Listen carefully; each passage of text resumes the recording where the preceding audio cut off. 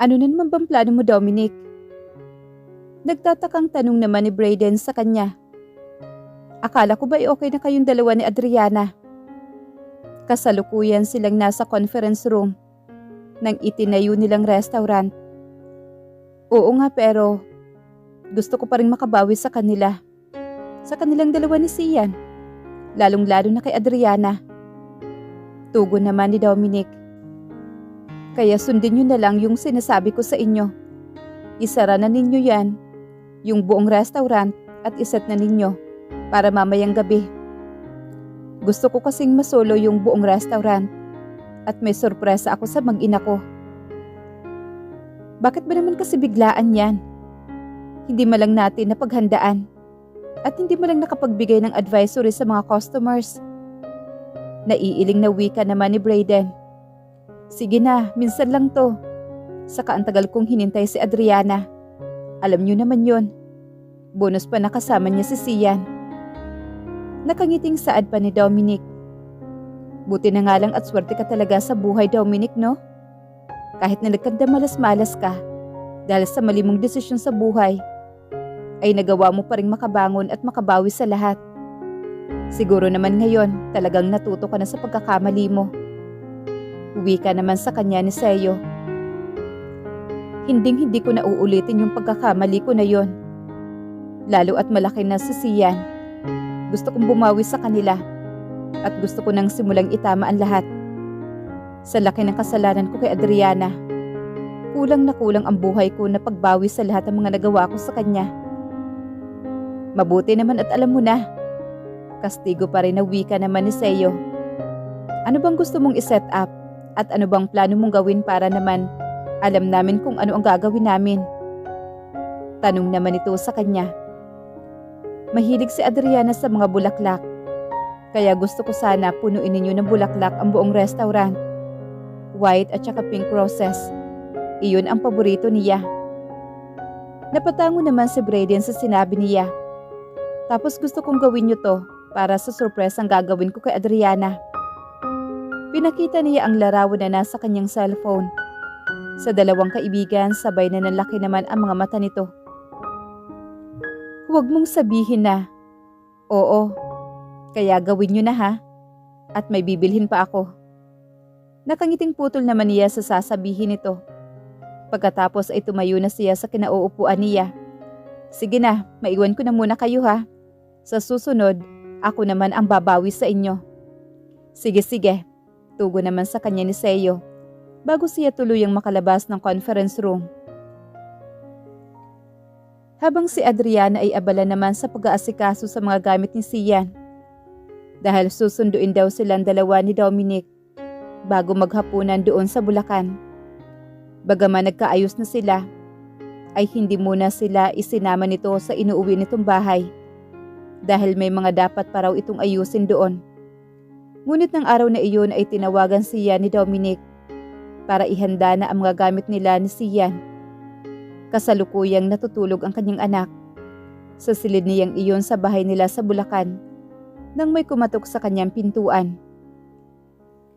Pasok, mahinang usal niya habang isa-isang inilagay sa maleta ang mga damit ni Sian. Cass, okay lang ba na samahan mo ako saglit? Tanong naman sa kanya ni Sheena nang makapasok ng kanyang silid. Saan naman? Nagtatakang tanong naman niya rito. May kailangan lang kasi akong bilhin sa mall. Sige na, samahan mo na ako saglit lang. Pakiusap naman ito sa kanya. Pero walang kasama si Sian. Nag-aalangang wika naman niya rito. Nakausap ko na si tita. Siya na raw ang bahala kay Sian. Maya-maya lang ay aakyat na yun dito.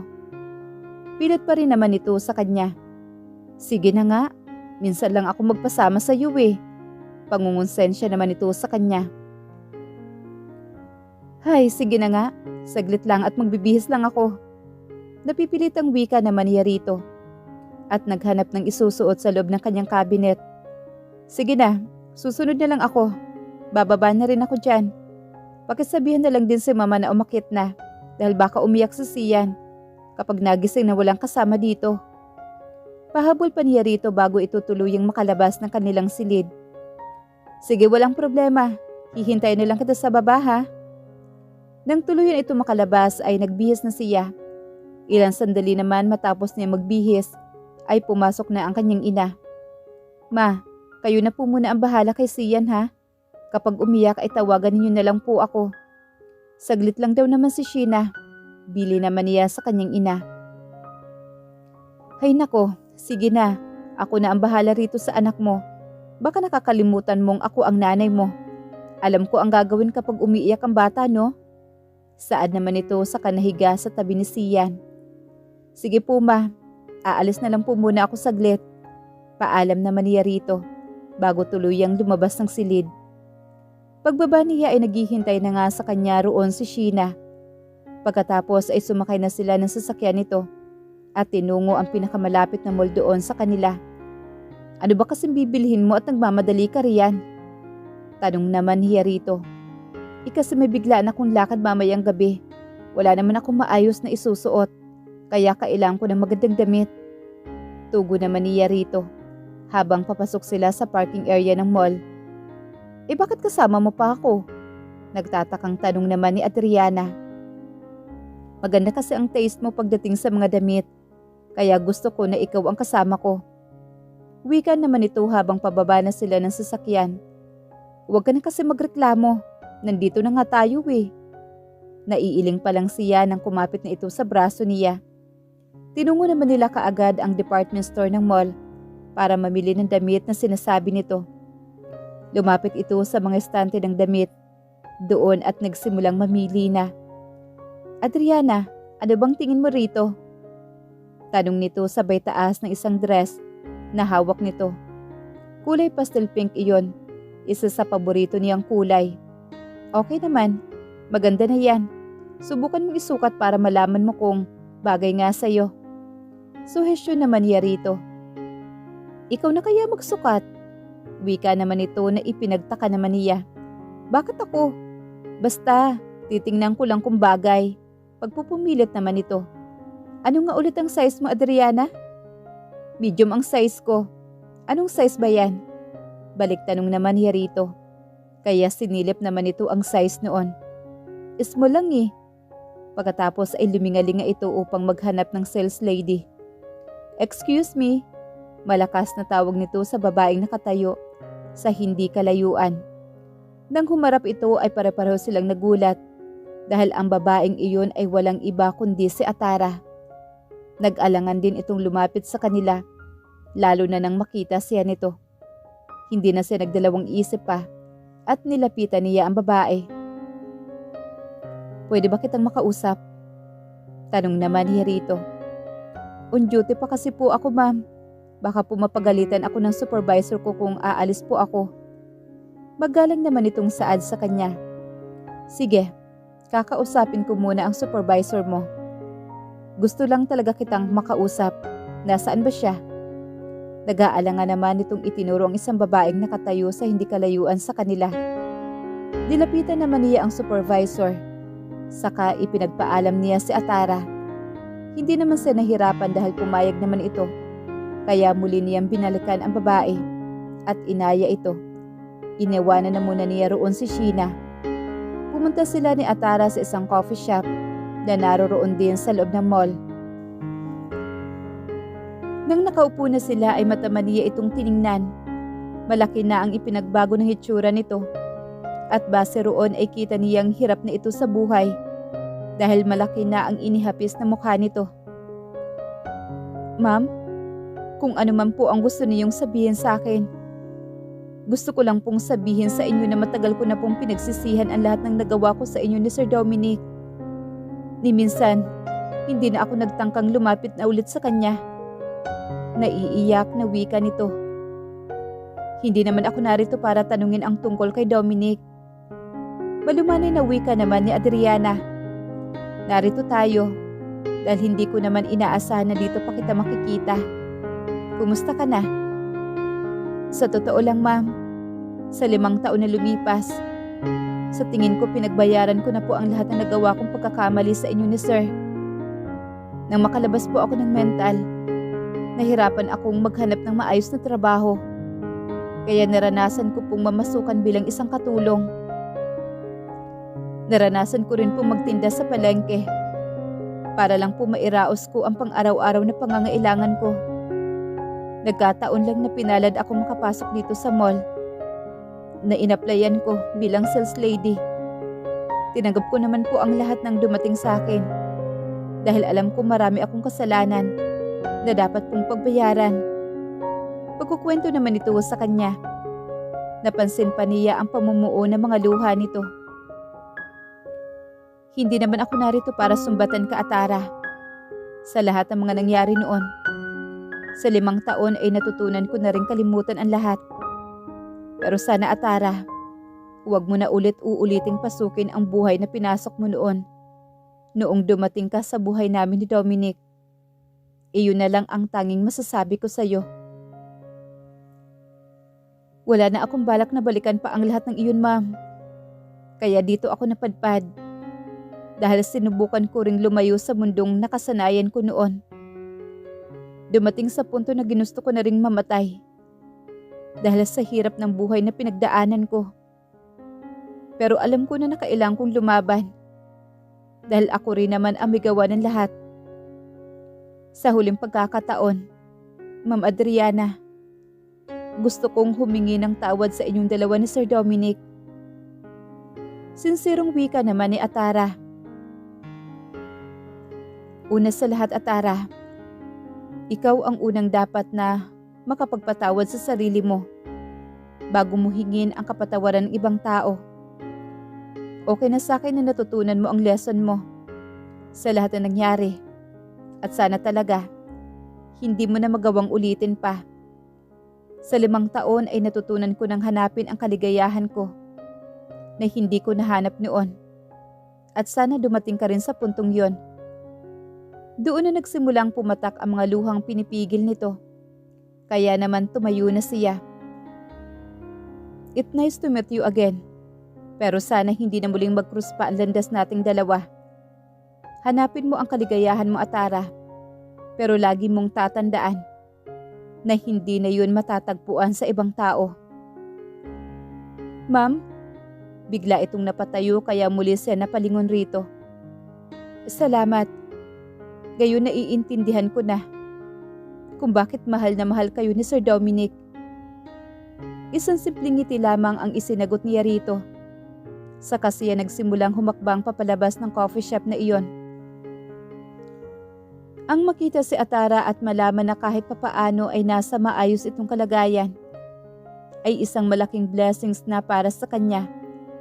Totoong minsan na niyang isinumpa ang babaeng iyon. Pero natutunan din niya sa nangyari na hindi mo makakamit ang totoong kaligayahan kung puno ng galit ang puso mo at hindi mo magagawang magpatawad.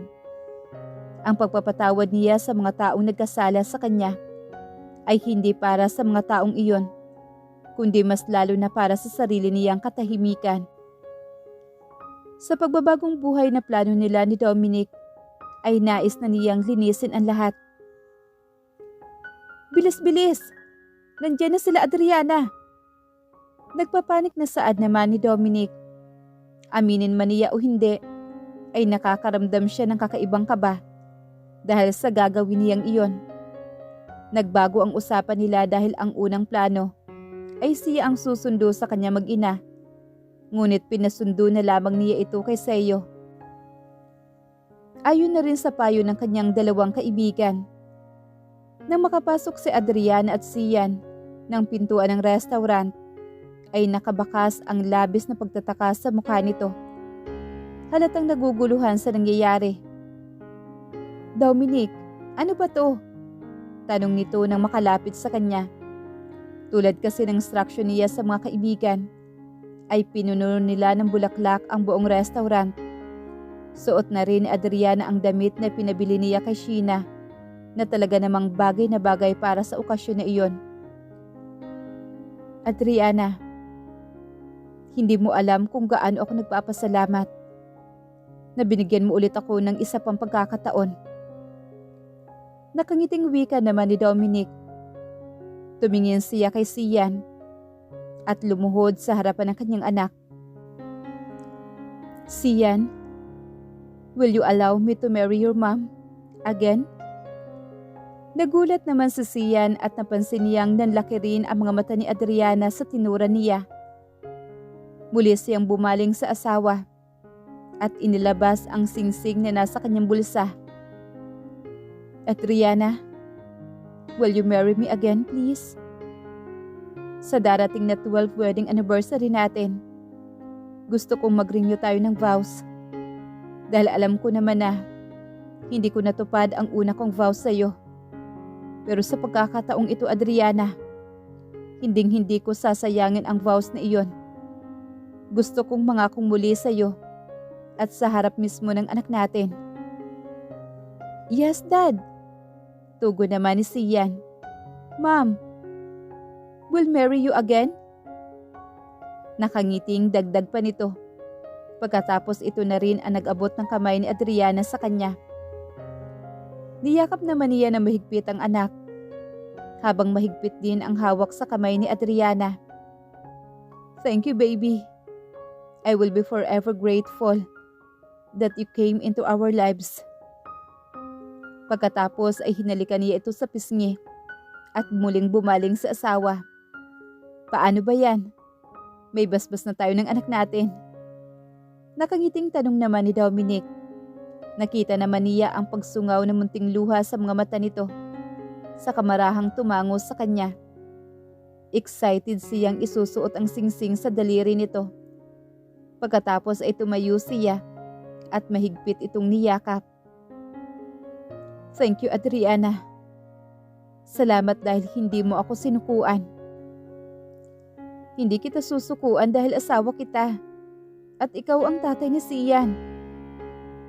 Tugon naman ito sa kanya. Nang maghiwalay sila ng yakap ay saka sumabog ang confetti, kasabay ng sigawan ng mga taong naroroon. Muling nagulat si Adriana dahil hindi niya inaasahan na naroroon ang kanyang buong pamilya at si Sheena, pati na rin sina Brayden at Seo. Nandito pala sila, Mama? Nagtatakang tanong naman ni Adriana. Nang umalis ako sa bahay, nandun pa kayo ah. Siyempre, kakaibang magplano yung asawa mo. Idinaan ka talaga ni Seo sa matraffic na daan para mauna kami sa'yo. Saan naman ang mama ni Adriana kaya napabaling ito sa kanya? Ikaw talaga? Naiiling na wika nito na may kasama pang kurot sa tagiliran niya. Surprise kasi, kaya hindi mo talaga pwedeng malaman. Natatawang wika naman ni Dominic. Ibig sabihin, ikaw rin ang may pakanan damit na to? Oo, magaling lang talaga yung magkakutsaba ko kaya hindi ka nakakahalata. Saan naman na wika ni Dominic? Nabalot ng labis na kaligayahan ang gabing iyon at wala na siyang mahihiling pa sa panibagong pagkakataong iyon na dumating sa kanyang buhay. Pagkakataon na kahit kailan ay wala na siyang balak na sayangin pa.